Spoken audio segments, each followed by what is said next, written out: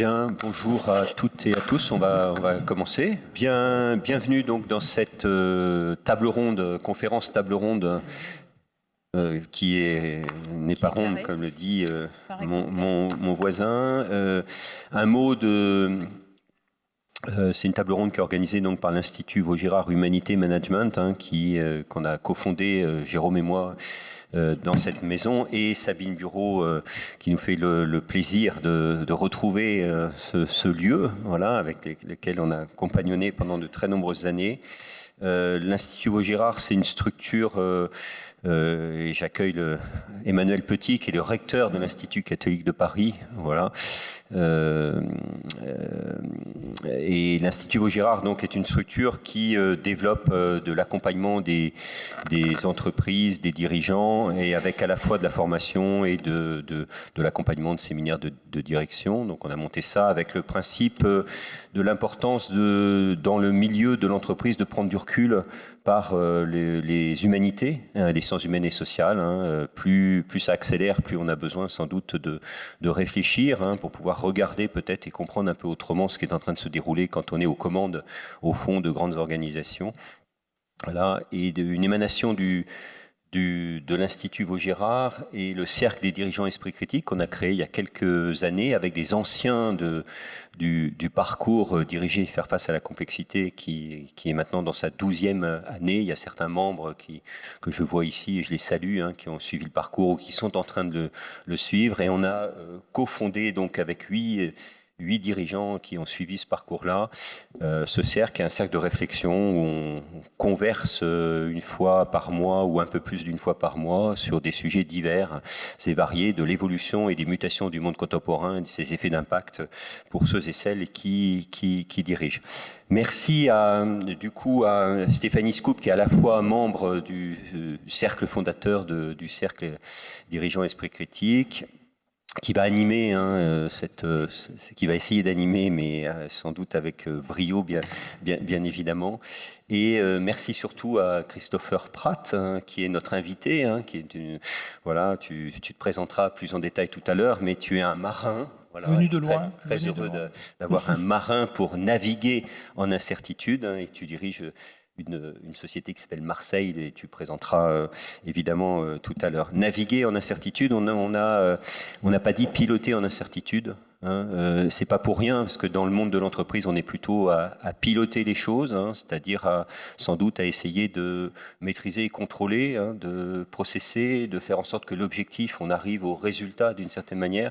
On a préféré le terme de navigation. Alors c'est pas simplement un clin d'œil à Christopher de par ton métier et ton expérience, c'est parce que la navigation a quelque chose qui nous plonge d'entrée de jeu dans un milieu avec lequel il va falloir composer. Je vous rappelle que le pilote en marine, tu pourras peut-être l'évoquer, mais c'est celui qui prend les commandes, vous savez, des gros navires pour l'entrée dans le chenal d'un port, quoi. Et le pilote, c'est celui qui va avoir une compréhension assez précise des courants, des traces qu'il faut prendre pour pouvoir faire en sorte que le navire arrive à bon port. Naviguer, c'est pas tout à fait la même chose. Naviguer, c'est accepter l'incertitude des aléas. Et on a voulu ce terme de naviguer en incertitude parce que c'est à la fois le cas pour les hommes et les femmes de mer. C'est à la fois le cas dans l'entreprise, on y reviendra. Et puis c'est d'une certaine manière, plus général pour le rapport au monde. On navigue toujours et on fait comme on peut. Merci en tout cas Christopher d'avoir relevé le défi avec nous et d'avoir travaillé ensemble sur ces questions-là. Un vrai plaisir de t'accueillir et je passe la parole d'emblée à Stéphanie Scoop, que je remercie aussi vivement de sa présence. Du coup, tu as fait toute l'introduction, donc je vais raccourcir la mienne. En préparant cette table ronde, moi, je me suis posé la question de quelle était la définition de l'incertitude. J'ai trouvé ça intéressant. Moi, je reviens toujours aux fondamentaux. Et donc, j'ai trouvé dans le dictionnaire de l'Académie française, 1694, caractère de ce qui est incertain, douteux, imprévisible. On y met la question de la variabilité et à la fois le fait que ça puisse se gâter quelque part. Quand on note la définition sur le fait, l'incertitude lui-même, on note déjà un petit point négatif. Le positif est quand même pas apparent. Et puis, en fait, ça a été transposé 20 ans plus tard sur la question de la personne. Et en 1718, donc on a personne qui n'est pas d'une nature arrêtée, qui est changeante ou imprévisible. Donc il y a encore cette notion de variation et quelque part de pas fiable. On pourrait sous-entendre un petit peu cette notion-là. Donc notre sujet, c'est de se dire, est-ce que l'incertitude, finalement, et l'expérience qu'on en fait, c'est un défi, une opportunité. Donc on a 3 personnalités qualifiées pour traiter le sujet. Et quelque part, ça va venir nous interpeller sur quelle place on fait à cette incertitude dans notre quotidien. Est-ce qu'on en est conscient ? Est-ce qu'il y a encore la place pour ça ? Est-ce que c'est encore acceptable ? Et moi, quand j'ai fait le parcours FACI, il y a un point qui m'a marqué, c'est que le premier pas qu'un enfant fait, il le fait dans le vide. C'est-à-dire que la première décision qu'il va prendre, celle de marcher, c'est avec une incertitude totale. Et ce qu'on apprend aussi dans ce parcours, c'est que au travers de cette expérience, finalement, c'est l'éducation qui désapprend ce rapport à l'incertitude et peut-être les craintes qu'on y met. Mais je ne vais pas vous parler de moi, en fait. L'idée, en fait, c'est plutôt de passer la parole à nos trois personnalités.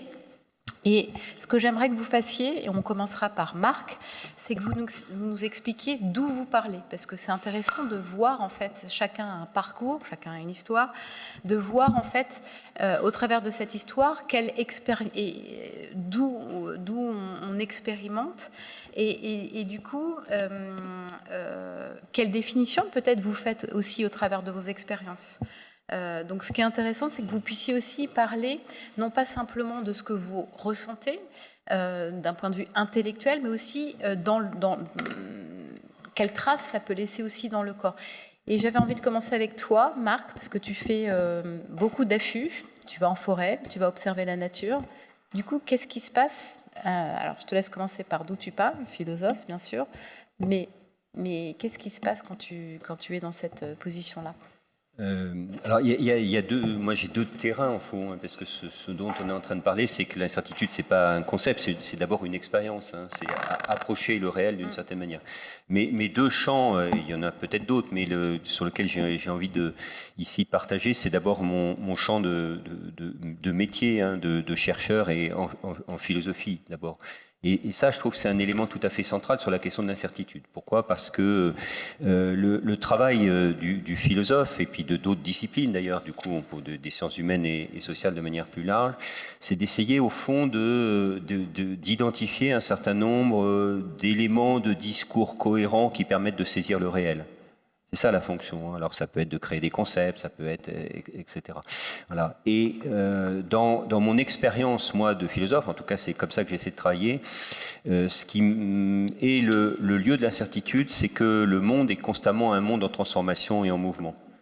Ce qui veut dire que on ne peut le saisir d'une certaine manière qu'en acceptant d'aller à la rencontre de ce qui est en train d'émerger et de surgir. Et donc, mon travail philosophique, d'une manière générale, est un travail clinique qui consiste à essayer d'observer, de regarder ce qui est en train de se produire et qui, au fond, va créer quelque part quelque chose de la nouveauté qui va obliger à revisiter la cohérence de ce que jusqu'à présent nous avions réussi à penser. Voilà. Donc, penser, c'est une expérience de l'incertitude. Ça, c'est un élément tout à fait central. Deleuze disait rencontrer le réel, hein, c'est d'abord ne pas reconnaître. Et ça, je trouve que c'est quelque chose. C'est dans un bouquin qui s'appelle Critique et clinique, et je trouve ça assez intéressant. C'est rencontrer, c'est d'abord ne pas reconnaître, c'est-à-dire que c'est être vidé d'une certaine manière de ses repères, hein, pour pouvoir essayer d'appréhender des choses et reconstruire des repères. Et je fais le parallèle du coup avec l'expérience qui m'occupe évidemment quand je ne suis pas à l'Institut catholique de Paris, hein, voilà, je suis souvent en forêt, bien, voilà, où je pratique la photographie animalière naturaliste, et donc je vais le matin très tôt, la nuit, essayer de côtoyer le monde sauvage. Alors c'est pas le monde sauvage de Vincent Munier, la Panthère des Neiges, vous avez peut-être vu, etc. Des ours polaires, c'est beaucoup plus limité, mais quand même. Donc c'est des grands mammifères, des cerfs, des chevreuils, des renards, vous voyez, des sangliers. C'est déjà un monde sauvage un peu plus fort. Et l'expérience de l'affût est assez intéressante parce que, au fond, pour pouvoir rencontrer ce monde sauvage, mais rencontrer au sens de l'approcher, c'est-à-dire de réussir à se situer à quelques mètres, 4-5 mètres de ces animaux qui habitent sur ce territoire que sont ces forêts, il va falloir, au fond, d'abord, c'est jamais sûr, c'est jamais certain. On a beau planifier d'une certaine manière les choses, on a beau s'entraîner à lire les zones de passage, les zones de régularité du passage des animaux, etc. C'est toujours d'abord incertain. Et au fond, ça, c'est intéressant parce qu'il va falloir, pour pouvoir les rencontrer, quelque part, devenir quelque part le milieu dans lequel on est. Et donc, il y a tout un réapprentissage, au fond, de nos repères. Quand on est la nuit en forêt, je ne sais pas si vous avez fait cette expérience-là, mais c'est intéressant, pas à la frontale, parce que si vous mettez une frontale, vous allez faire fuir, évidemment, tout ce qui est environné. C'est un milieu qui est un milieu... j'imagine un peu comme en mer, il y a une espèce de solitude, il y a des bruits, on ne voit pas ce qui se passe, et donc il y a tout un réapprentissage des repères pour pouvoir réussir à reconnecter à quelque chose qui est de l'ordre du milieu. Et l'expérience de l'affût animalier est assez intéressante parce qu'on découvre au fond qu'on est une partie très singulière de l'environnement dans lequel on est. On est au fond, alors nous les uns et les autres, dans nos existences, où nous pensons, nous décidons, nous organisons, etc. On a tendance à quoi ? À se penser comme une centralité du rapport au réel. On saisit, on comprend le monde, on le fait, on le décide, on le maîtrise, on le contrôle. Quand on est dans la forêt la nuit, en attendant le lever du jour, on est...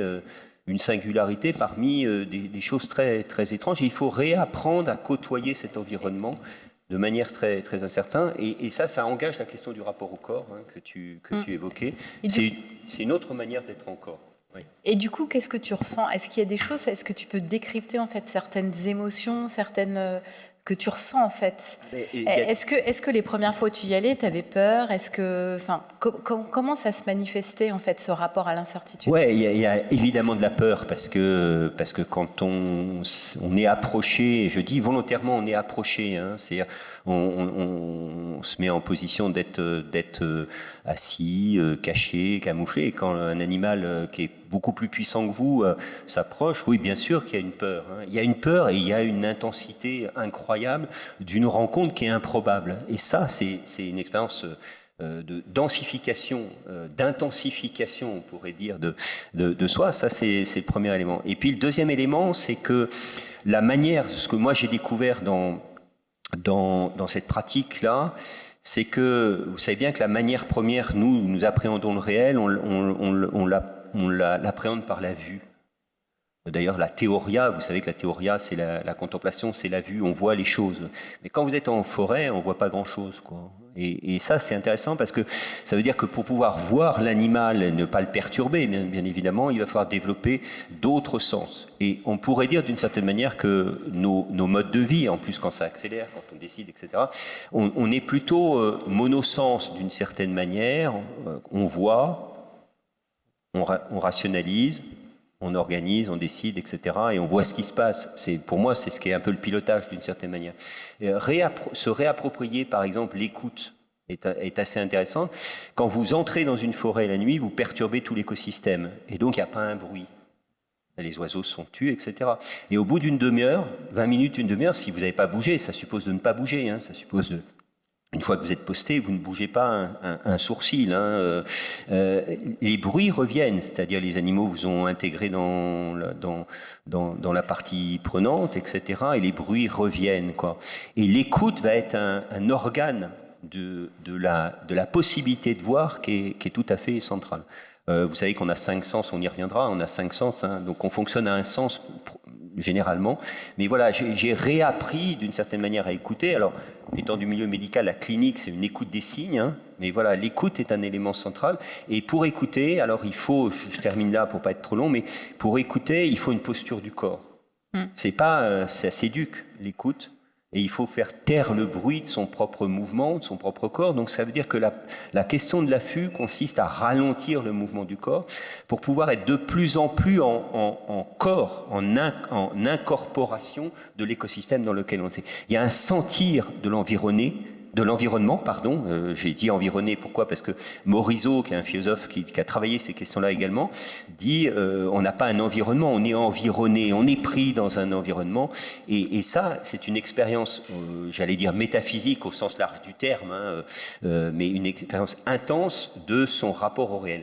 Et il y a je ne suis pas schizophrène, hein, mais c'est vrai que quand je sors de ces postures d'affût où j'ai croisé à quelques mètres un sanglier, par exemple, c'est une puissance brutale, un sanglier, hein, voilà, et quand il n'a pas... bon, je retourne à une vie normale, j'allais dire. La question pour moi, c'est qu'est-ce qui est normal dans la vie? Voilà, est-ce que je suis plus normal quand je suis à l'Institut catholique de Paris, je regarde le recteur ici présent, ou est-ce que je suis plus normal quand je suis camouflé, déguisé en buisson dans une forêt proche de chez moi, pour pouvoir côtoyer au fond cette vie incroyable qui existe autour de nous. Et au fond, il y a de la densité dans les milieux dans lesquels nous sommes, et nous avons tendance à réduire la densité du vivant dans nos milieux. On reviendra sur cette question de pratique, d'entraînement éventuellement, ce que ça suscite. Christopher, toi tu pratiques, non pas la forêt, mais la mer, et tu l'as fait pratiquer aussi pour côtoyer justement ce sentiment d'incertitude. D'abord, dis-nous d'où tu parles et puis ce que tu accompagnes ou ce que tu as vécu aussi. Bon, alors, vous connaissez certainement tous bien mieux Marc que moi, donc je vais me permettre de me présenter un tout petit peu peut-être plus classiquement. Donc je suis Christopher Pratt, effectivement, je suis navigateur, je suis tombé dedans quand j'étais petit et avec ce rêve de faire de la course au large dès le plus jeune âge. Et puis j'ai eu la chance de réaliser ces rêves de gosse, de participer aux courses qui me faisaient rêver quand j'étais gamin, la Route du Rhum par exemple, la Transat Jacques Vabre, la Solitaire du Figaro, pas encore le Vendée Globe dont on parlait tout à l'heure, mais un jour sûrement.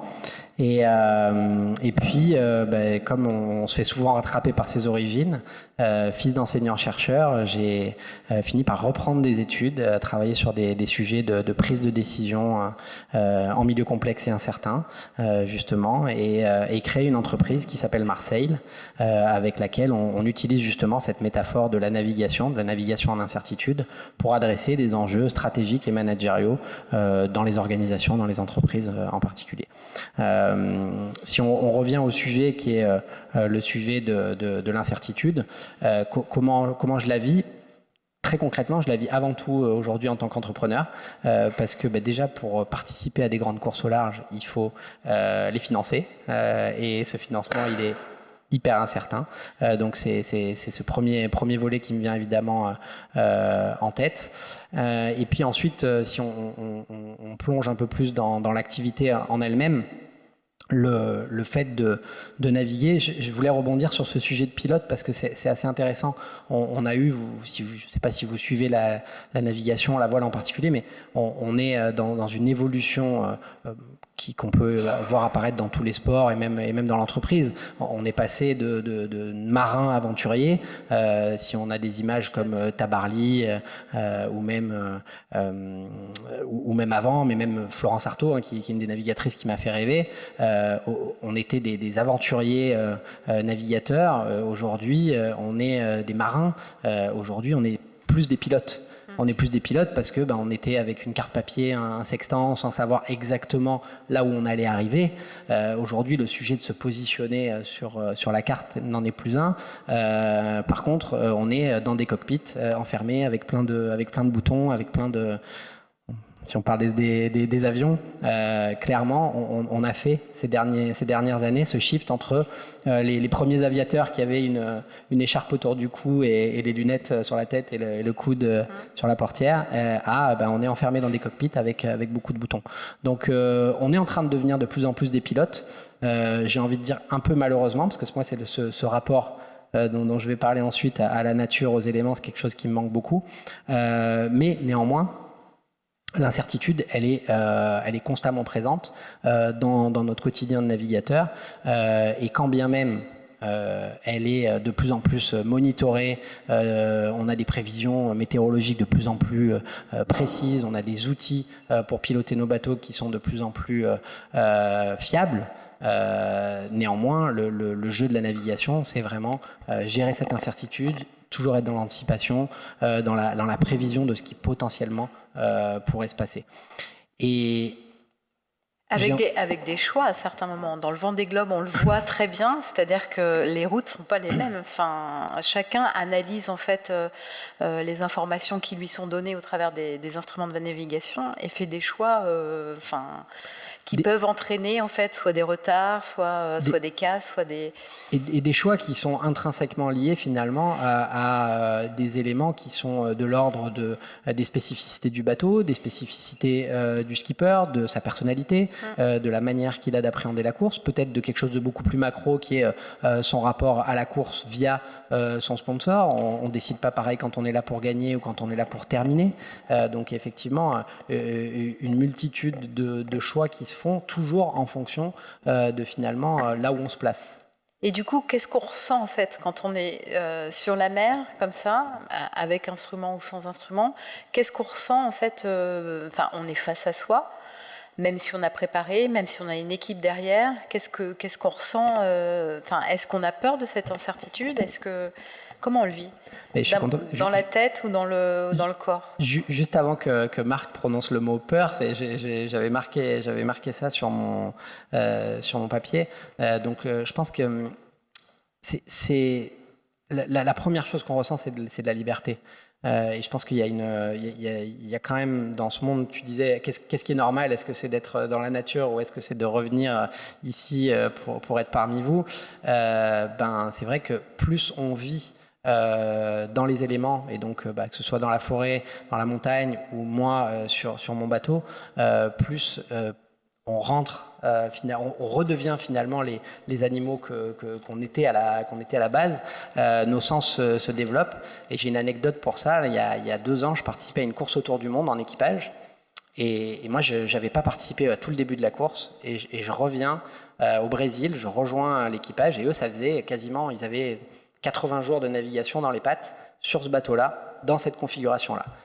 Et en fait, l'écart qu'il y avait quand on a commencé cette étape qui allait nous amener aux États-Unis, entre eux et moi, il était incroyable parce que eux, ils étaient en osmose complète avec les éléments, avec le bateau.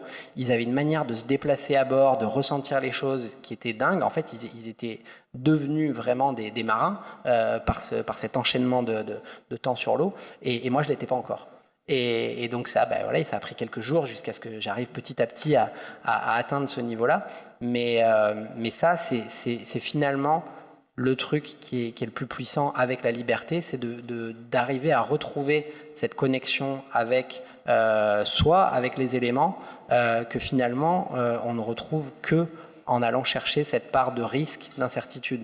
On nous dit souvent, mais vous êtes des fous comme les montagnards, vous cherchez le risque, vous cherchez à tromper la mort, t'en parlais, même quand on est face à un sanglier ou face à des animaux de la savane, j'imagine que c'est pareil. En fait, il ne s'agit pas du tout de risquer sa vie pour vivre des sensations fortes. C'est simplement parce qu'on est confronté à un élément complexe, incertain et naturel que c'est même pas une obligation, on n'a aucun autre choix que d'être complètement concentré et focus sur cet instant présent. Et c'est ça qui est addictif. C'est pas le sujet du risque. Ce qui est addictif, c'est de retrouver finalement ce qu'on n'a plus du tout aujourd'hui dans notre société actuelle, qui est juste d'être connecté à nos sens et aux éléments. Et c'est ça que vont chercher les grands alpinistes, que vont chercher les grands marins. Alors il y en a qui arrivent à le faire par la spiritualité. C'est pas mon cas, donc je vais naviguer et je me retrouve seul sur l'océan pour y parvenir.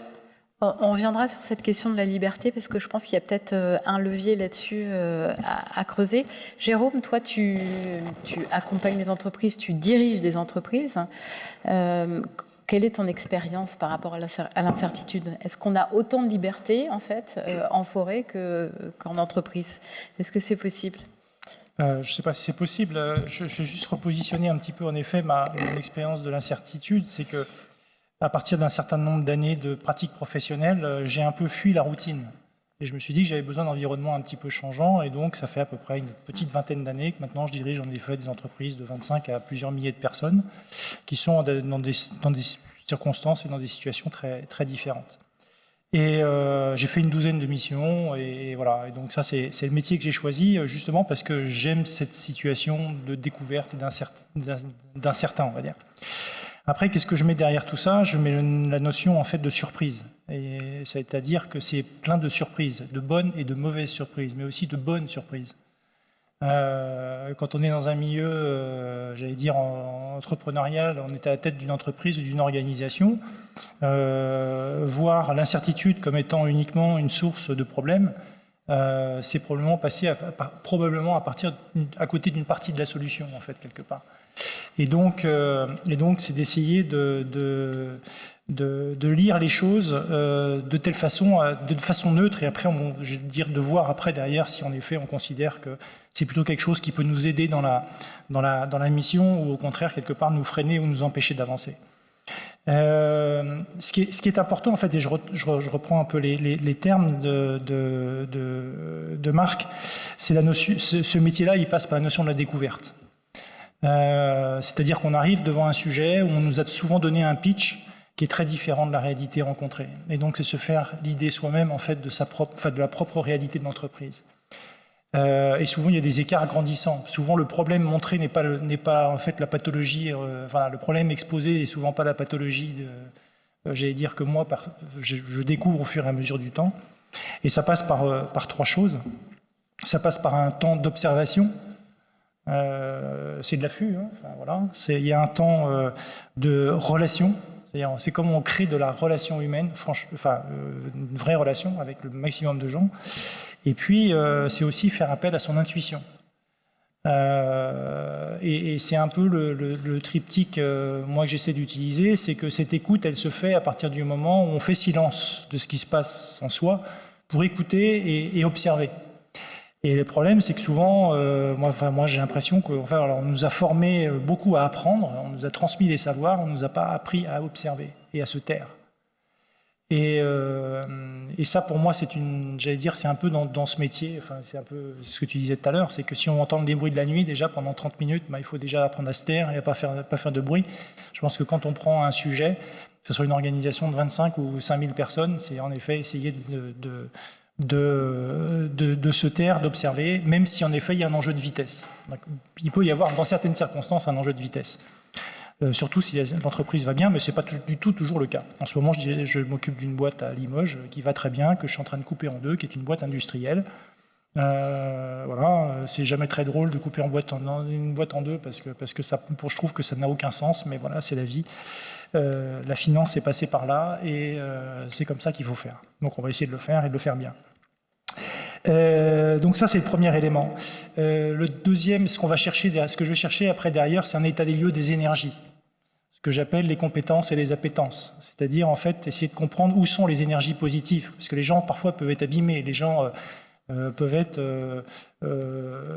frustrés, les gens sont à des niveaux d'énergie qui sont très différents. Et donc, c'est d'essayer d'aller capter ça pour essayer de voir, en effet, sur qui on peut s'appuyer, sur quelles organisations on peut s'appuyer, sur quelles équipes on peut s'appuyer. Et ce qui fait qu'il y a une sorte de plaisir aussi, donc de l'écoute, de plaisir. Enfin, cette phase-là est très intéressante et même passionnante. Et donc, quelque part, ça pose. Je sais que tu vas me poser la question, qu'est-ce qu'on ressent en termes de, au niveau du corps et de l'esprit ou de tout ça. Je pense que, en effet, j'allais dire le corps, pendant cette période-là, il faut surtout qu'il n'agisse pas, il faut surtout qu'on arrive à faire parler les gens pour essayer de détecter les vrais sujets, les sujets de fond qui après vont servir à la construction en fait du plan d'action. Et ça passe aussi, et j'en arrêterai là, par le fait que ce qui est fondamental dans ce genre, ce qui me paraît fondamental, c'est d'écouter l'ensemble de l'écosystème. Et souvent, c'est le considérer comme un système vivant. Une entreprise, une organisation, c'est pas son organigramme, c'est pas ses équipes, c'est ses clients, c'est ses fournisseurs, c'est ses banquiers, ce sont ses partenaires, etc. Enfin, c'est un ensemble. En fait, parfois, ça peut être aussi les services publics. C'est d'essayer d'embrasser en fait l'ensemble de l'écosystème de l'organisation. C'est une écoute approfondie en fait, et parce qu'en fait, j'ai remarqué souvent que les solutions pouvaient émerger des périphéries, pour reprendre une expression d'un pape récemment disparu, et que souvent, en fait, en effet, les périphéries peuvent offrir des opportunités qui sont souvent intéressantes à aller chercher. Merci. Tu as parlé de... Ce qui est intéressant, c'est que vous avez tous parlé d'écosystème. C'est-à-dire que quelque part, qu'on soit en entreprise, en forêt, on est dans un écosystème qui est vivant. On l'oublie parfois beaucoup. Souvent en entreprise, notamment, on est dans le process, dans le plan d'action, où le vivant disparaît complètement. On a parlé de pas mal de leviers. Il y a la question de la liberté, la quête de surprise. Ce qui serait intéressant aussi, c'est ce sur quoi vous pourriez revenir, c'est comment on cultive aussi cette intuition dans un cadre qui peut être parfois très figé. Et quelque part, moi, ce qui m'interpelle, c'est que quand on parle de ce premier pas de cet enfant, on a quelque chose d'inné, on accepte cette incertitude et c'est là. Et puis on va le désapprendre, on va réapprendre autre chose. Et quelque part, quand on est dans un milieu un peu hostile, face à l'adversité, on repasse sur des comportements qui peuvent être très pulsionnels et sur lesquels on n'accepte plus du tout l'incertitude et on est vraiment dans cette question du contrôle. Moi qui fais du yoga, je fais juste le parallèle. En fait, on travaille le corps et le mental. L'un ne va pas sans l'autre. Et notamment, on a des paliers d'acceptation du changement. Il faut 40 jours, en fait, pour changer un schéma mental. Et il faut 1000 jours pour le maîtriser complètement. En entreprise, on n'a pas forcément en fait ce temps-là, mais ce qui est intéressant, c'est d'aller gratter ça dans vos pratiques. Et on va travailler notamment un mental qui est neutre, et ça revient à ton écoute active, c'est-à-dire ta vraie écoute. Normalement, la vraie écoute, c'est de ne pas savoir ce qu'on va dire, enfin répondre à l'autre avant qu'il ait fini. La plupart du temps, on est déjà en train d'élaborer ça. Christopher, toi, dans ton... Je suis en train d'élaborer la réponse. La réponse ? Bon, je passe à un autre, alors. Non, mais comment tu fais, en fait, dans ta pratique de navigateur ? Est-ce que tu t'entraînes ? Est-ce que tu avais des choses qui étaient de l'ordre de l'inné ? Comment, quand tu accompagnes les COMEX ou les dirigeants, comment tu fais ? Quelle place, en fait, entre cet équilibre corps-esprit, enfin corps-mental ? L'inné et l'acquis, si on en parle dans ma pratique, forcément, comme je pense dans n'importe quelle discipline, il y a une part d'inné. Il y a des gens qui sont particulièrement doués. Et in fine, c'est pas toujours ceux-là qu'on retrouve au bout de l'aventure et en haut des podiums, du moins sur du long terme. Par contre, je me suis posé la question de l'inné et de l'acquis sur le sujet de l'incertitude, puisqu'on commence par ça. Et là, pour le coup, je pense qu'on est vraiment sur un sujet d'acquis. J'aime bien ton parallèle avec le yoga, mais en fait, je crois que je ne connais pas les chiffres, mais ça existe. On devient expert d'un sujet après, je crois que c'est 10 000 heures de travail sur quel que soit un instrument, un sport. Et donc ça, en fait, ce que moi j'ai pu expérimenter dans la voile et dans la course au large, c'est que on fait un sport qui est hyper complexe et ultra incertain. Donc on pourrait se dire finalement, on part et puis on verra bien, on va s'adapter. Et à quoi sert la préparation, à quoi sert l'entraînement, à quoi sert la répétition, à quoi sert d'envisager des tonnes de scénarios différents. En fait, quand on arrive à un certain niveau d'expertise, donc à un certain qu'on a répété encore et encore nos gammes, qu'on a préparé consciencieusement notre roadbook, notre route, les différents scénarios, les différentes manières dont pourraient évoluer les choses, qu'on a imaginé les différentes façons de faire nos manœuvres selon les différents contextes, et ben c'est à ce moment-là et seulement à ce moment-là qu'on va pouvoir parler. Alors on l'appelle l'intuition, hein. Si on revient à Kahneman, il disait que finalement l'intuition ça n'existe pas vraiment. L'intuition c'est la somme de notre expérience, de notre expertise qui fait qu'on va reconnaître très rapidement une situation et donc y apporter une réponse rapide, là où quelqu'un de beaucoup moins expert ou entraîné mettrait beaucoup plus de temps à apporter une réponse. On retrouve ça dans tous les métiers, ça a été très étudié par exemple chez les pompiers.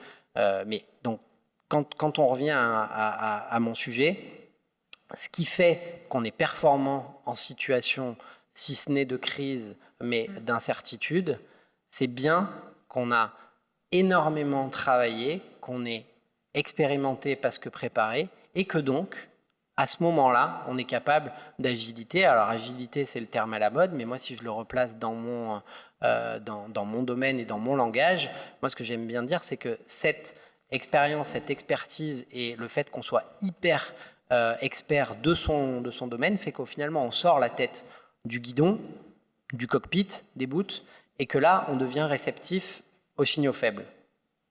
Et ça, c'est ce qui va faire la différence dans la prise de décision et qui va nous faire passer de quelque chose qui est soit lent et donc pas performant, soit dénué de génie, j'allais dire, ou d'inspiration, parce qu'on on regarde pas à l'extérieur. Et donc regarder à l'extérieur de soi, à mon sens, et en tout cas sur un bateau, ça ne se fait que par l'expérience, le travail, la répétition, l'entraînement. Et donc cette réceptivité aux signaux faibles, elle est pas accessible de manière innée.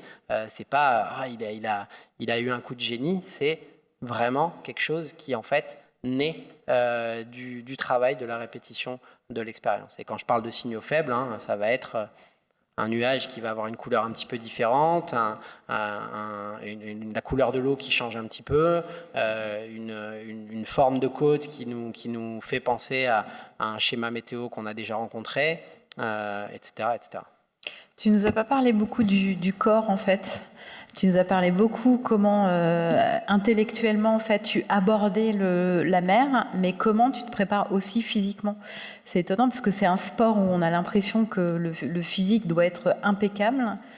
Alors ça l'est, c'est avant tout quand même un sport d'anticipation, un sport de stratégie, et d'ailleurs c'est ce qui fait que ça rend ce sport-là accessible et qu'on n'a pas des Golgoth bodybuildés qui sont au départ d'un Vendée Globe et qu'on peut avoir des petits, des grands, même des personnes qui ont des handicaps. Damien Seguin, par exemple, il y a eu deux personnes handicapées qui ont terminé le Vendée Globe, donc avec vraiment quasiment une main en moins. Donc ça montre qu'on parle avant tout de stratégie et d'anticipation. Néanmoins, c'est ce que je disais tout à l'heure, l'entraînement, cette répétition, qu'est-ce que ça va amener ? Ça va amener cette capacité à ressentir les choses. Effectivement, j'ai pas beaucoup parlé de sensations. Plus le bateau grandit et plus on est enfermé, c'est ce que je vous disais tout à l'heure. On est passé d'un sport où on était beaucoup à l'extérieur des bateaux. Maintenant, on est enfermé avec des souris d'ordinateur, des pilotes automatiques, etc. Donc cette sensation, on est en train de nous l'enlever de plus en plus pour nous mettre devant des chiffres. Néanmoins, ça reste un sport où tous les sens sont mis à contribution. J'aime bien quand tu parlais des sens, Marc, on dit qu'on est concentré sur un sens. On pourrait penser qu'en voile, le sens premier, c'est la vue. Ça l'est de moins en moins. Le sens premier, c'est le toucher. Et donc, c'est ce que le bateau va nous renvoyer dans notre dos, dans nos fesses, dans nos pieds.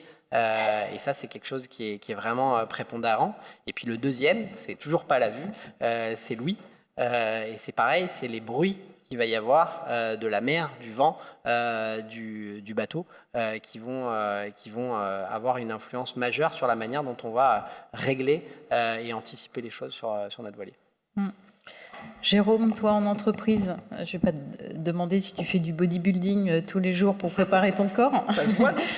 Mais Tu es aussi face à une adversité qui est omniprésente, enfin, un coup de marché qui tourne mal, une gouvernance qui change, et pas un gouvernail, enfin, même si souvent ça va avec, un management à ajuster. Tu en as parlé, en fait, des fois tu récupères des entreprises dans des états complexes, dont tu ne connais même pas l'état de santé, donc tu vas te faire une idée. Comment tu te prépares, comment tu accompagnes et comment tu fais face à cette adversité? C'est une bonne question. Comment on se prépare? En fait, je suis d'accord à ce que disait Christopher. En fait, c'est la répétition qui fait le métier. Les premières fois, on fait comme tout le monde, on apprend, et puis après, on crée des réflexes, et puis voilà, ça c'est le premier élément. Donc j'allais dire, plus c'est le drill, quoi, hein, plus on a pratiqué, plus c'est facile à pratiquer. Et attention quand on pense que c'est facile, parce que souvent c'est là où on se plante. Derrière, ce sont souvent des missions qui durent longtemps. Ça peut durer 6 mois, 1 an, 2 ans, 3 ans. Donc, quelque part, c'est un effort au long cours. Et donc, la santé est importante, la santé mentale.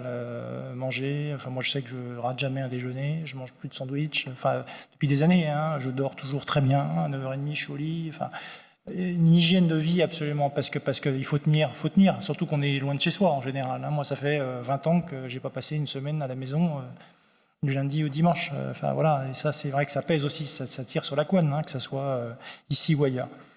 Ça c'est le premier élément. Après derrière, j'allais dire, il y a plusieurs choses qui m'aident à aborder ça, plusieurs façons de faire en fait. La première, c'est d'essayer de comprendre les incompris, et notamment le premier incompris, c'est la culture d'entreprise. Une entreprise, ça a une culture propre, et souvent, les gens qui font partie de l'entreprise ne sont pas toujours conscients des caractéristiques de leur culture. Ça, il faut essayer de le comprendre, parce que le sujet, c'est d'apprivoiser l'organisation au même titre que d'être apprivoisé soi-même, quelque part.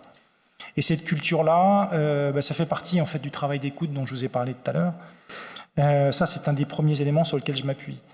Après, il y a un élément de posture. L'élément de posture, c'est d'être là, c'est d'être présent en fait.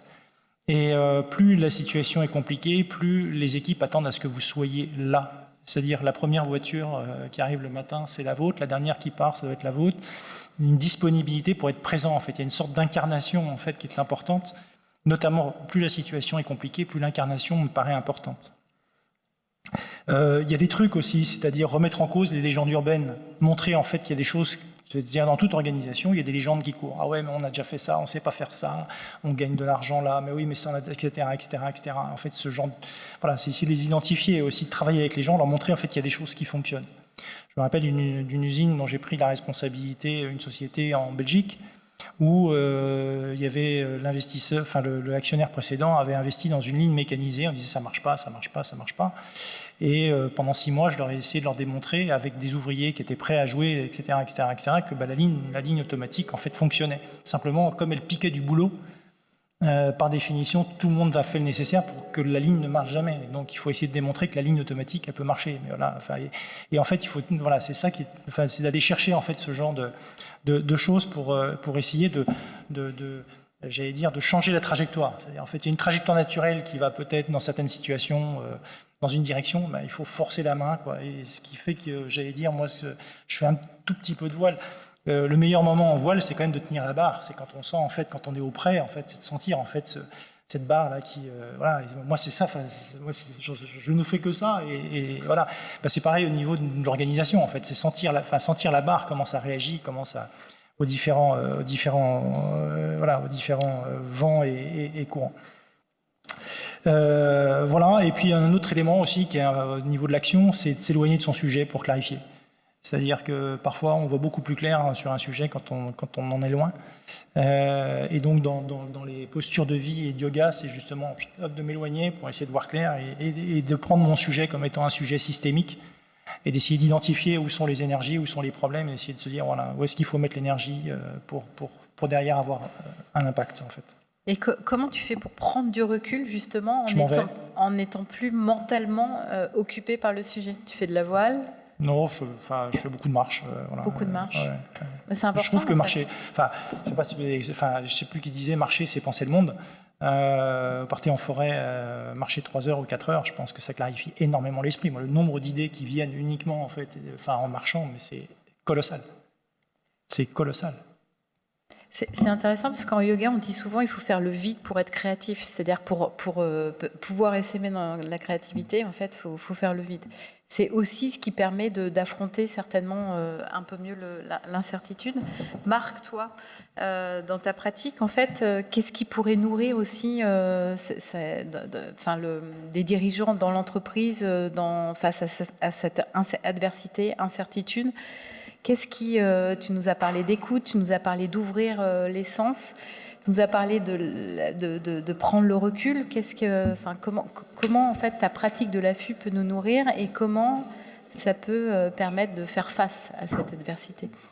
Je pense que la pratique de l'affût, c'est d'abord une rencontre d'un territoire en fait. C'est-à-dire que nos manières de lire l'environnement dans lequel on est, c'est plutôt, alors Latour a beaucoup travaillé cette question-là, c'est plutôt une approche cartographiée des choses. C'est-à-dire que quand on va éventuellement se balader, j'imagine que quand vous allez vous balader quelque part, vous avez regardé une carte, vous dites je vais passer par là, voilà, c'est ce terrain-là que je vais prendre, etc. etc.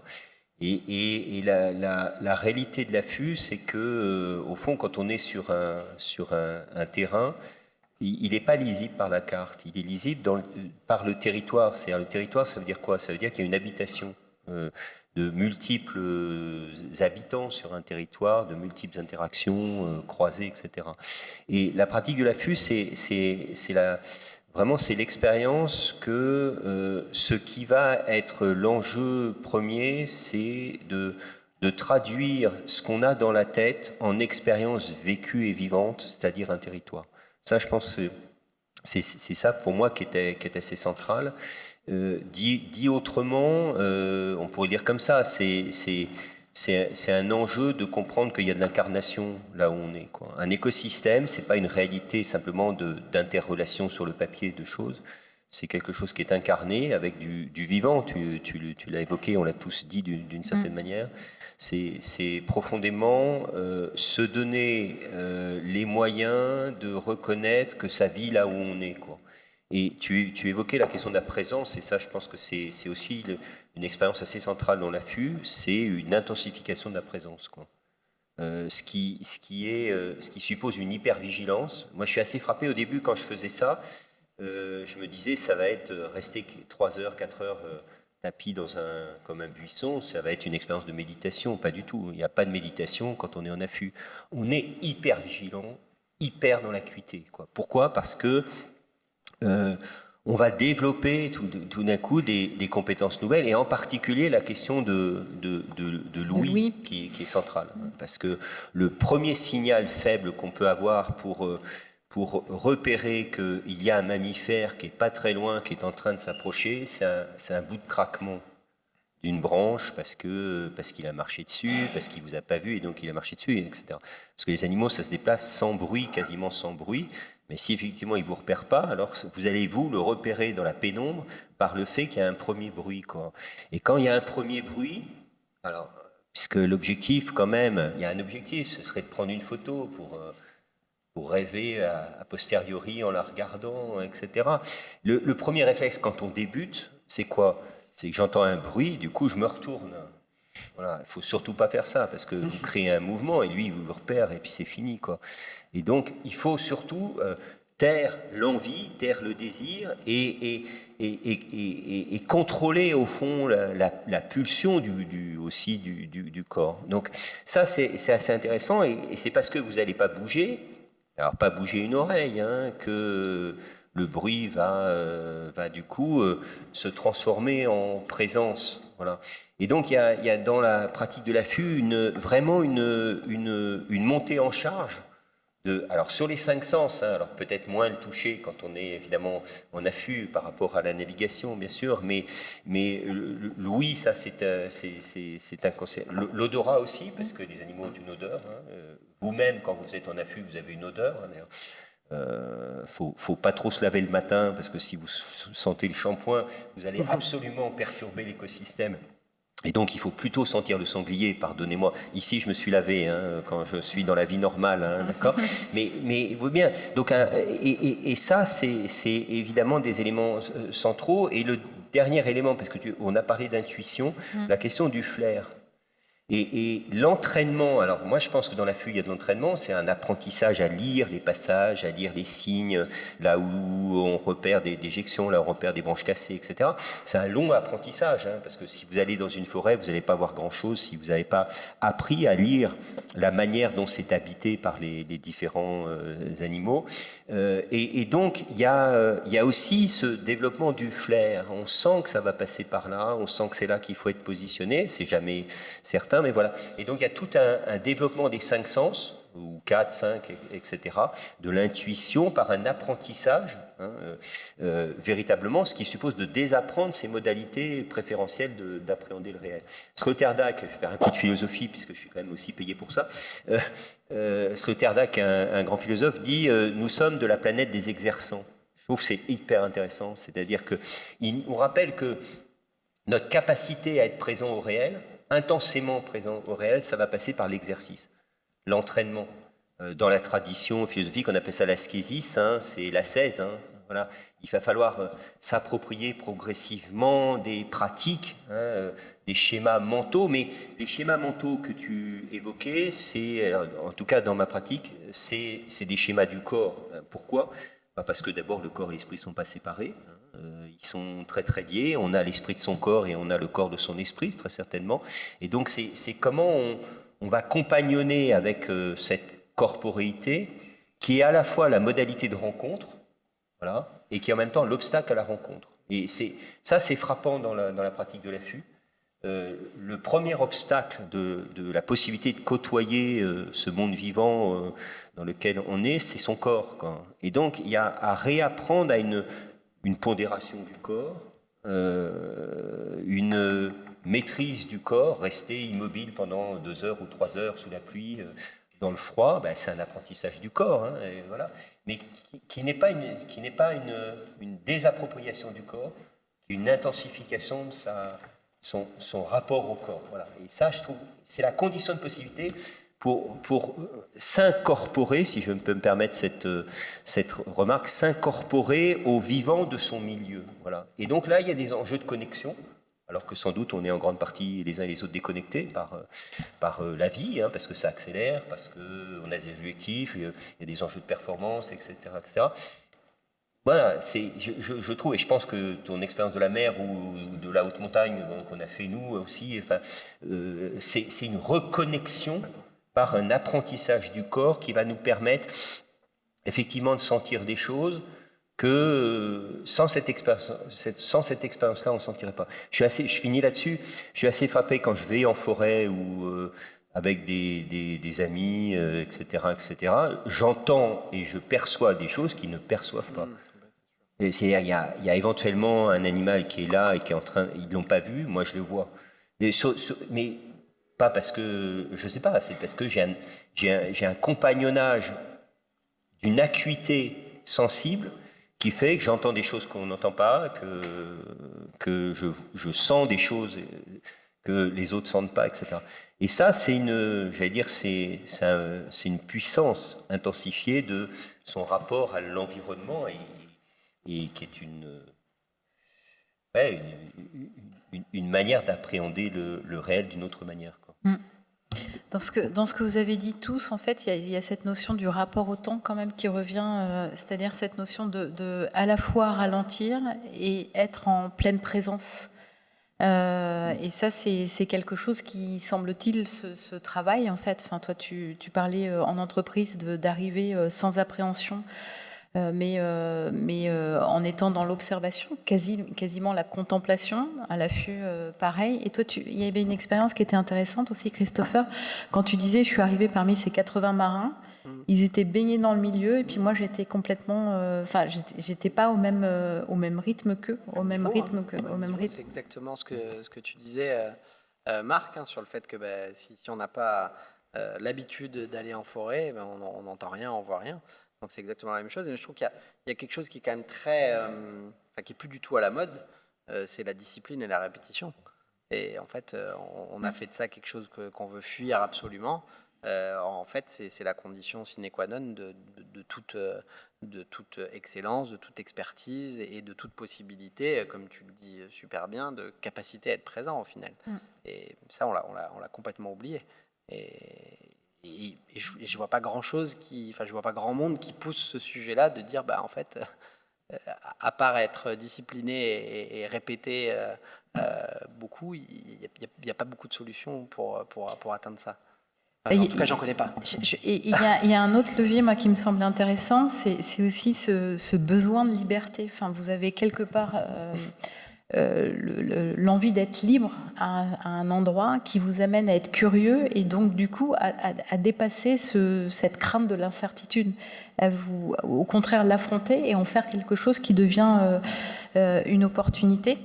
Moi, j'aimerais qu'on fasse le lien aussi avec ce qu'on peut voir en entreprise, parce que cette question de ralentir, cette question de prendre le temps, enfin, chez Aéroports de Paris, par exemple, on a un comité d'éthique.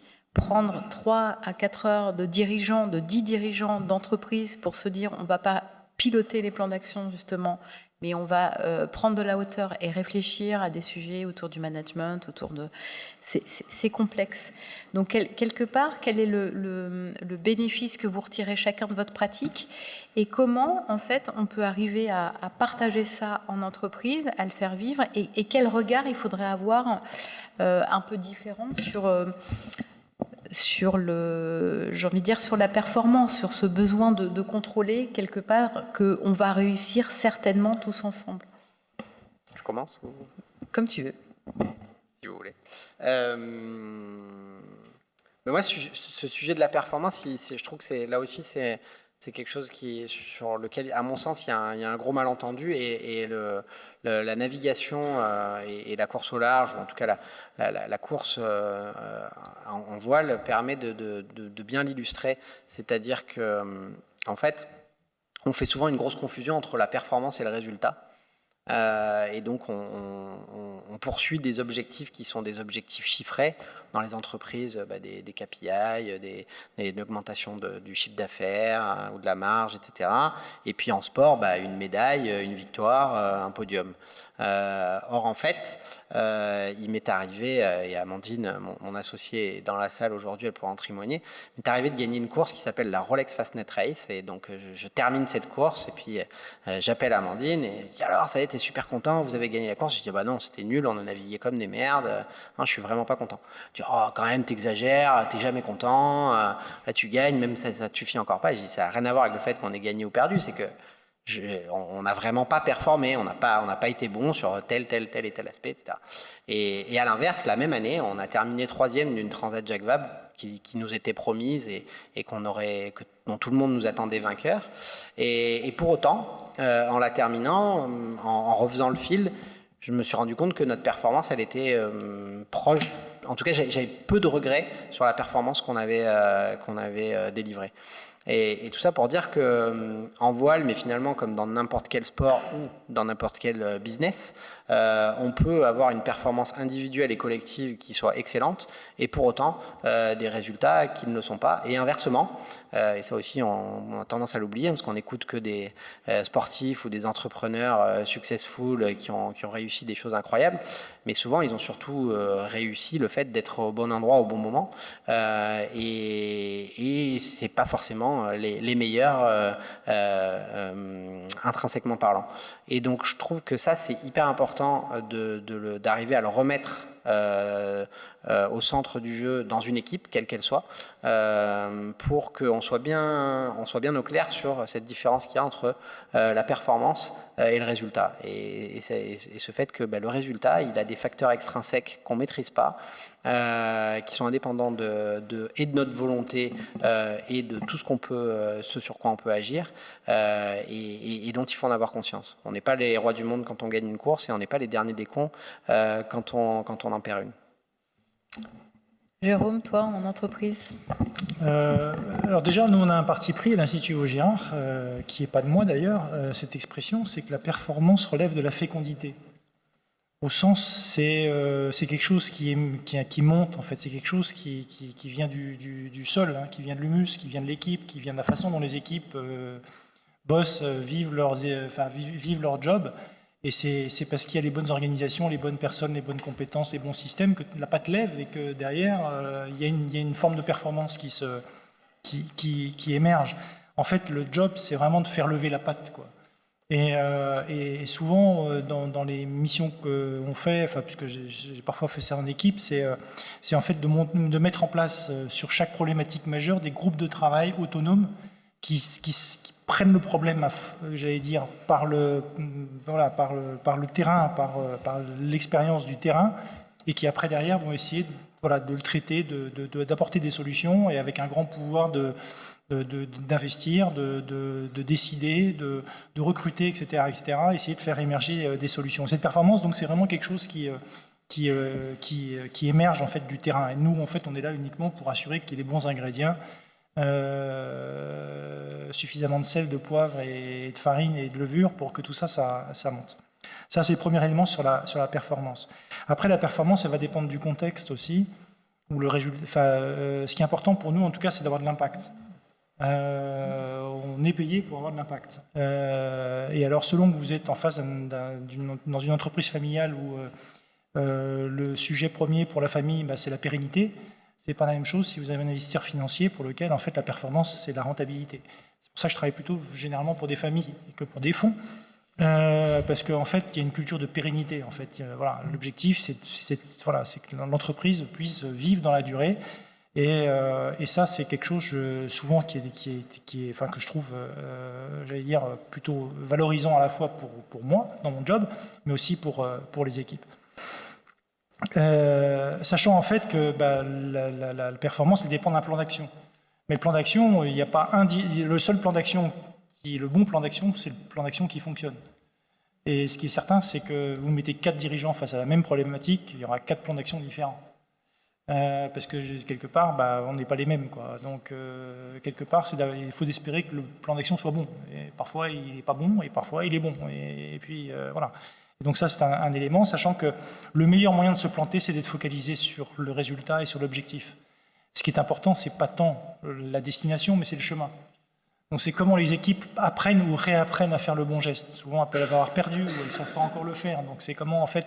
Et voilà. Et donc, il y a une forme de kinésithérapie à faire pour essayer de réapprendre, en fait, le geste, le drill, quoi. Hein, voilà, quand je vire de bord, ça va être fluide. Hein, quand je mets en place mon spi, il ne faut pas qu'il faceille trop longtemps au moment où on gonfle. Enfin, voilà, et ça, ce sont des pratiques qui sont assez proches, en fait, dans le domaine qui est le mien. Voilà ce que je peux... Si je peux juste ajouter un truc, parce que ça me fait... Ce que tu viens de dire, c'est vraiment fondamental, c'est que cette même course, cette Transat Jaguar, le moment où on a perdu la course et donc le résultat, c'est le moment où on a commencé à penser au résultat et à penser qu'on allait gagner. Et donc, à partir du moment où tu commences à être concentré sur le résultat de ton action ou ses potentielles conséquences, en général, c'est là que ça foire. Et donc, arriver, c'est exactement ce que tu dis, à se reconcentrer sur le geste, sur l'action, sur ce qu'on maîtrise nous, et non pas sur les potentialités de ce que ça va avoir comme impact, c'est assez essentiel. Et c'est ce qui fait qu'un sportif performe, c'est qu'il est concentré. On prend le tennis, concentré sur chaque balle en faisant fi de tout ce qui s'est passé avant et de tout ce qui pourrait se passer après si on met la balle dedans ou dehors. Marc, est-ce que toi, qu'est-ce que tu appellerais une affût performante? Est-ce que ça existe, la performance en affût? Oui, du coup, le terme n'est peut-être court, pas... parce qu'après, on va passer la très parole approprié. En tout cas, la performance de l'affût, c'est pas forcément la photo, donc c'est pas le résultat. La performance de l'affût, c'est le fait d'avoir été dans ce milieu, dans le respect de l'homéostasie du milieu, quoi. Et ça, je pense, c'est un élément important, c'est-à-dire de ne pas avoir été perturbateur de ce qui s'y déroule. En tout cas, donc du coup, de devenir participant de ce qui s'y déroule. Et la vraie performance, du coup, en le disant, je me remémore des choses. La vraie performance pour moi de l'affût, c'est lorsque l'animal est là à quelques mètres et vous accepte dans son périmètre et son écosystème. On ne va pas le faire ici, mais j'ai des vidéos, des photos de ça, où effectivement, au fond, l'animal vous voit et vous a accepté comme faisant partie du milieu. Et ça, c'est intéressant parce que ça veut dire qu'on est dépossédé d'une certaine manière de son rapport de prédation au monde, parce qu'on est dans des rapports de prédation au monde, et au fond, on est inclus dans quelque chose où on sent bien que sa posture va être une condition de possibilité de la rencontre et de la relation. Et du coup, il y a quelque chose qui est de l'ordre de l'élargissement de soi, l'expression est aussi de Morisot, de s'élargir d'une certaine manière, et du coup, il y a une puissance de créativité qui est tout à fait incroyable, c'est-à-dire qu'on élargit son monde, on élargit ses sens, on élargit sa rencontre, c'est-à-dire que pas simplement se rencontrer entre hommes et femmes, mais se rencontrer les mammifères qui nous entourent, et qui sont d'ailleurs, du coup, c'est là où on voit bien que l'éthologie est en train d'évoluer à grands traits sur cette question-là. On voit bien que dans le monde animal, il y a des comportements émotionnels, affectifs, etc. Et du coup, ça permet de changer de représentation du monde. Et ça, c'est pour moi, un vrai succès d'un affût. Quand on sort d'un affût et qu'on se dit, ouais, c'était un chouette moment intense. Simplement ça, quoi. Est-ce que vous avez des questions? Peut-être on peut partir un petit peu. Oui, Guillaume. Je te passe le micro, Guillaume. Guillaume là-bas. J'aurais dû garder les baskets. Et c'était incertain. D'abord, merci beaucoup. Moi, je travaille dans le domaine de l'intelligence artificielle et les jeunes pour former les jeunes à la prévention sur les algorithmes et faire en sorte que les jeunes ne deviennent pas addictifs. On est dans un monde aujourd'hui où la technologie nous rend forcément, cherche à nous rendre le plus forcément dans un monde le plus certain. La force de la technologie, c'est de prédire à peu près tout. Alors, ils n'ont pas prédit la panne en Espagne, ils n'ont pas encore prédit le futur pape. Je regarde quand même les pronostics de l'IA, on ne sait jamais. Non, ma question, très sérieusement, c'est de savoir qu'est-ce qu'il faut apprendre aujourd'hui à nos jeunes par rapport à l'incertitude. Où finalement, leur monde aujourd'hui, c'est entre 3 à 4 heures par jour sur un portable, où ce sont les algorithmes, les données, la puissance machine, qui leur montrent le monde, et qui les font aller là où les algorithmes vont aller. Donc c'est marrant parce que moi j'utilise beaucoup le terme prévention. Quand je vous écoute, je me dis finalement, est-ce que prévention et incertitude c'est opposé ou c'est complémentaire? C'est une vraie question. Et Marc t'a parlé de l'affût, et Jérôme du sport, de la marche et du sport en général, Christopher de la navigation. C'est pas forcément le monde des jeunes aujourd'hui. Et je parle aussi des jeunes pour l'entreprise, qu'on voit que les jeunes aujourd'hui ont une certaine fragilité à vouloir rentrer en entreprise, à vouloir faire carrière. Donc ma question, c'est selon vous, par rapport à la technologie, par rapport au monde des jeunes, est-ce que vous avez un avis assez précis pour dire voilà, comment on peut remettre ce monde dans l'entreprise un peu plus ouvert dans un monde incertain? Moi, je rappelle juste aujourd'hui que la France, c'est une évidence, est un peu à l'arrêt sur le plan économique. Beaucoup des grandes entreprises se préparent à des plans sociaux radicaux, l'ont déjà fait. La balançoire est déjà là. Prenez les grandes entreprises françaises, elles ont balancé tous leurs prestataires aujourd'hui, du jour au lendemain. Alors, voilà. Je rappelle aussi qu'avec la technologie aujourd'hui, on est en train de brûler la planète comme jamais. On a tout ouvert depuis la sortie de ChatGPT. Voilà, donc c'est un peu ma question un peu pêle-mêle, mais je pense que vous en comprenez le sens. Ça pose la question de la transmission, en fait, du vécu qui a été partagé. Je ne sais pas qui veut commencer. Moi, je ne suis pas pressé de répondre. C'est-à-dire que comment on aide? Moi, j'ai une réponse radicale. Vas-y. En fait, c'est je supprime le téléphone de ma fille régulièrement pour une semaine, 2 jours. Et en fait, c'est intéressant parce que du coup, effectivement, le rapport au monde, il change. Et je trouve que le meilleur apprentissage là-dedans, c'est véritablement de se dire, sa perception, c'est tu m'emprisonnes, en fait, je ne peux pas communiquer avec le monde extérieur. Ma réponse, c'est tu es en prison d'un monde, en fait, que tu ne comprends pas véritablement. Donc il y a une espèce de dialogue comme ça, mais ça passe par l'expérimentation aussi. Mais c'est aussi beaucoup de courage et peut-être beaucoup d'ouverture à d'autres choses. Enfin, moi, je trouve que la voile, il y a une expérimentation justement de ce rapport à la nature, à l'élément, de l'autonomie, en fait, quand on est sur un petit optimiste. Quand on est jeune, c'est génial parce on est seul face à ça et on prend ses décisions sans avoir son portable, sans penser aux 15 messages Snapchat, Instagram qui arrivent. Moi, il y a plein d'éléments dans ta question, hein, donc on ne peut pas répondre à tout, mais je pense qu'il y a un enjeu d'ancrage dans la curiosité en termes d'éducation. Curiosité alors je vais utiliser un mot, hein, de l'altérité, c'est de l'étrangeté au fond du monde dans lequel nous sommes. Ça, je pense, c'est assez central parce que les algorithmes dont tu parles, hein, éventuellement, tunnelisent d'une certaine manière un monde, un business, etc., etc. Et comment on développe et on ancre au fond le rapport au réel des jeunes, mais aussi de nous-mêmes, parce qu'on est partie prenante dans cette affaire-là, dans quelque chose qui est une envie d'aller découvrir. J'ai dit curiosité, mais une envie d'aller découvrir. Et dès qu'on sort de chez soi, dès qu'on sort de l'entre-soi, d'une certaine manière, on est ramené, alors là, du coup, véritablement à l'incertitude. Et évidemment, ça nous ramène au début, il y a des peurs dans l'incertitude, etc. Mais il y a une expérience d'intensification de soi qui est quand même extrêmement forte. Donc il y a un travail. Alors dans ta fondation, hein, tu bosses sur cette question-là, sur la question de Fondation IA pour l'école, hein, enfin l'Institut IA pour l'école, travaille sur la question de l'éducation. Comment on va ancrer des valeurs au fond d'ouverture, quoi. Et je trouve que l'expérience de l'incertitude en entreprise, en mer et modestement la mienne, sont des éléments d'appropriation de soi par le plaisir d'aller découvrir quelque chose que je ne vois pas, que je ne comprends pas, dont j'ai pas les codes, etc., où il va falloir que je réapprendre dans l'entraînement difficile, d'ailleurs, du coup, la répétition, etc., l'âpreté de la répétition, quelque chose qui vient me réouvrir à moi-même.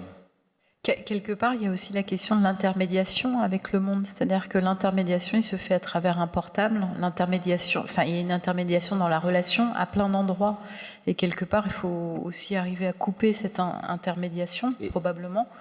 Et il y a un deuxième élément, je ne veux pas, s'il y a d'autres questions, qui est sans doute travailler à une éducation autour de l'adaptation. Parce que la question de l'incertitude, elle nous oblige sans cesse, pour pouvoir la vivre, l'assumer, la tempête, la déferlante, le non prévu, etc., d'être constamment dans quelque chose qui est de l'ordre de l'adaptation.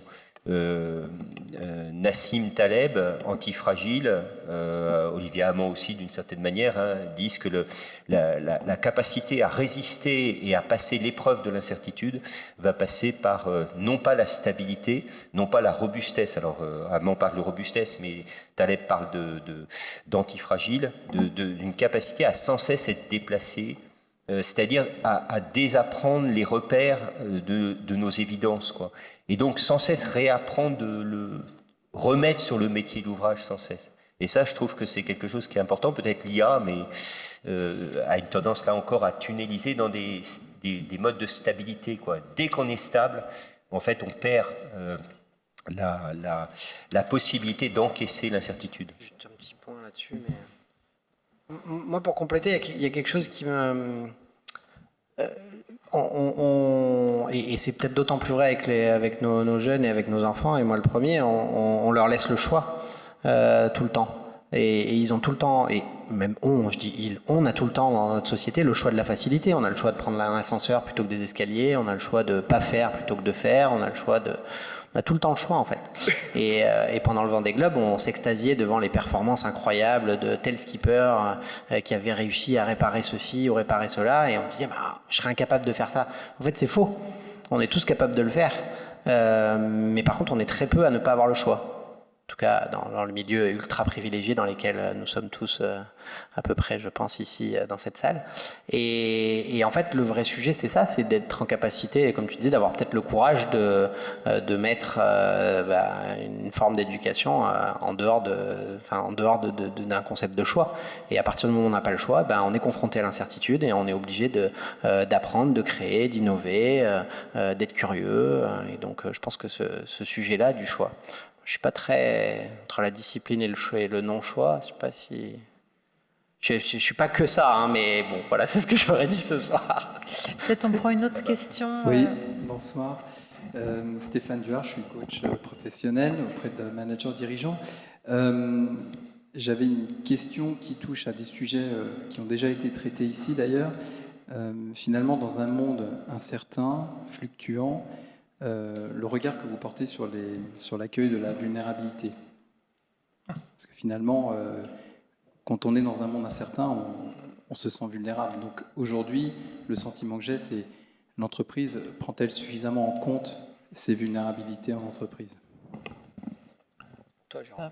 Non, mais je pense que c'est un sujet, Institut Vaugirard, qu'on traite depuis relativement peu de temps avec Tanguy Châtel. Donc tu pourras peut-être On a fait une table ronde, la précédente, et c'est sur la vulnérabilité. Dire un mot, mais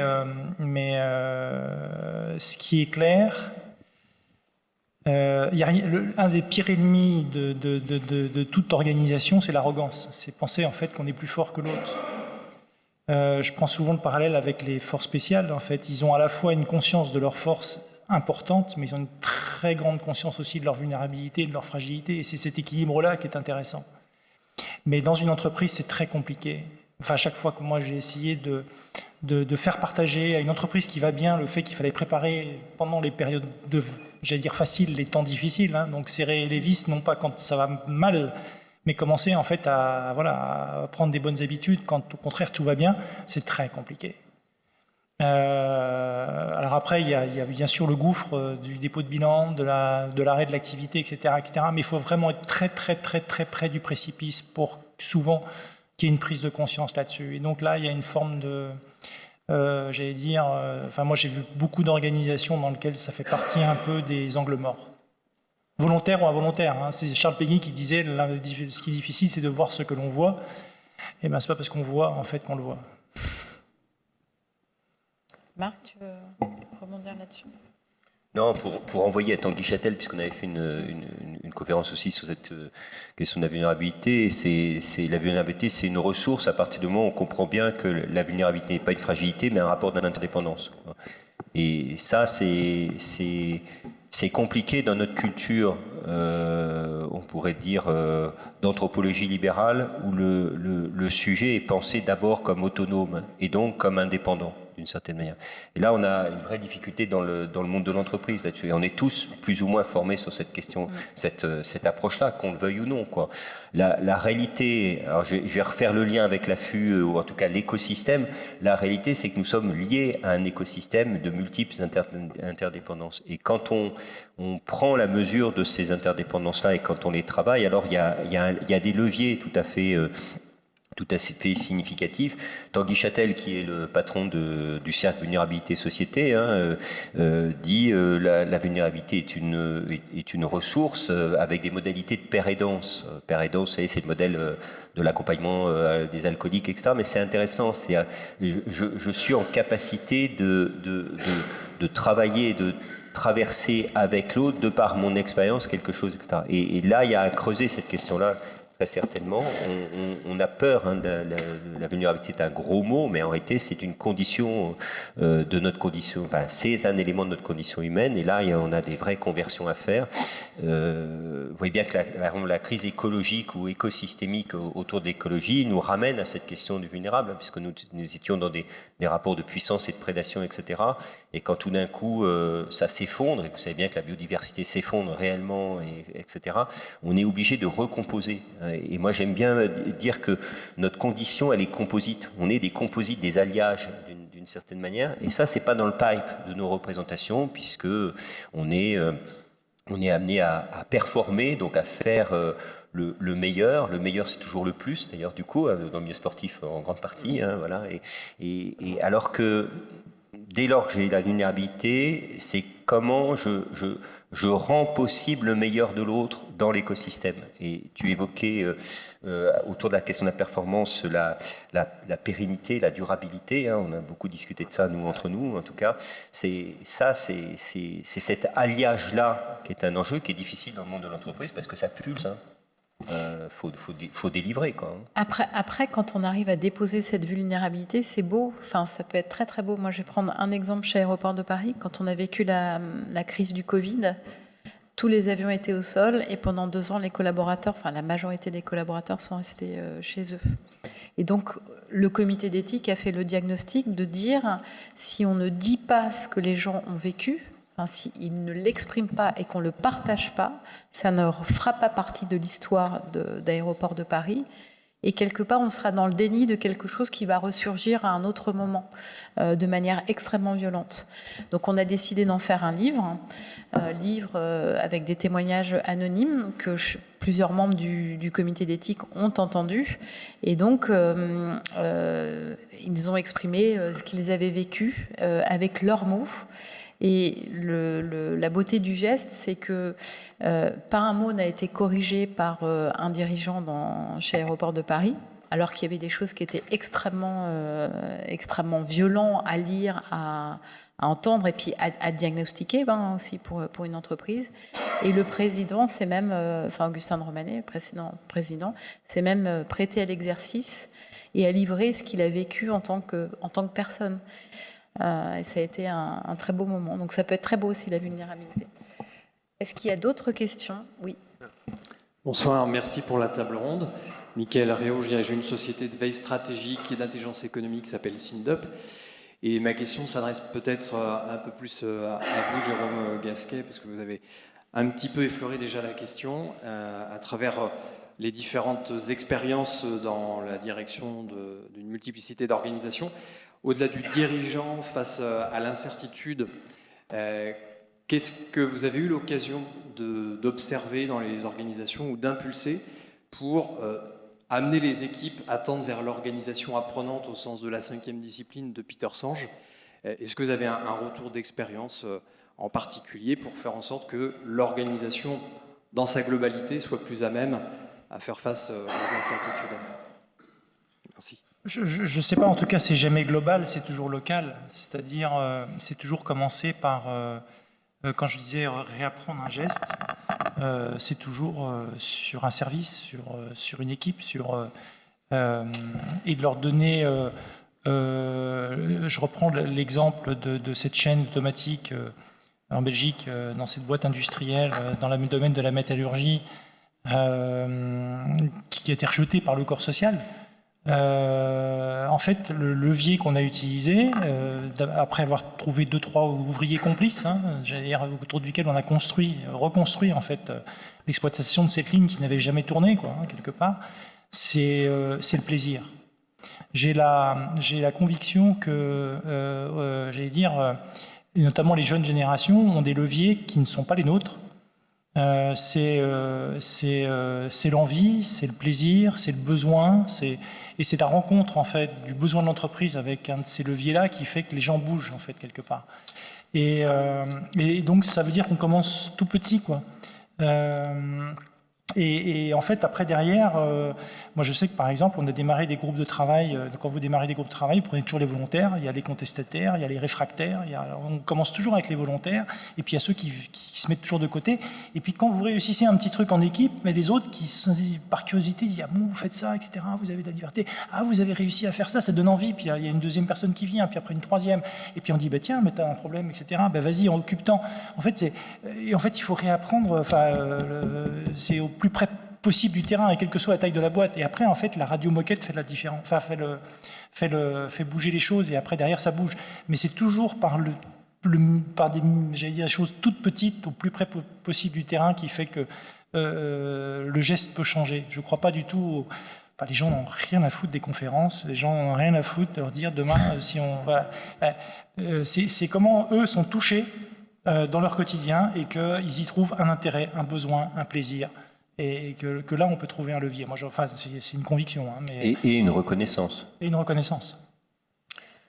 J'ai presque envie de rester sur cette notion de plaisir parce que je la trouve très belle, quelque part, cultiver ce plaisir. Enfin, je pense qu'on a chacun à faire l'exercice aussi dans nos vies. Ce plaisir d'avoir envie de découvrir, d'être libre et peut-être qu'on peut être libre d'aller jusqu'au cocktail et continuer la discussion. Merci de votre présence. Et puis l'idée du cocktail, c'est de pouvoir prolonger la discussion de manière plus informelle.